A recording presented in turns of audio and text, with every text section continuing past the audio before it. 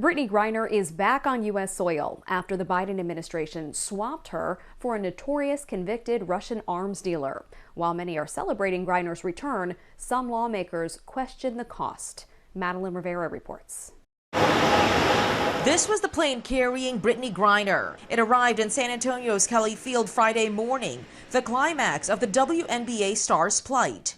Russian Federal Security Services captured the moment Griner learned she was heading home after roughly 10 months in Russian custody. Do you know where I'm heading to? No. Griner supporters are cheering her return. I'm overjoyed that BG will be reunited with her parents. I first heard Brittney was coming home. I thought it's about time. Despite the celebration, the White House says the one-for-one prisoner swap was a painful decision for President Biden, who had also hoped to secure the release of Paul Whelan.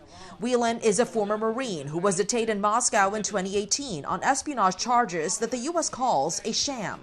In exchange for Griner, the U.S. had to release Victor Bout, a convicted Russian arms dealer nicknamed the Merchant of Death. This was not a decision that the president made lightly, but he believed it was the right thing to do to secure Brittney's release. Critics argue the trade wasn't fair, adding Bout remains a dangerous man and was too great a prize to give to Russia.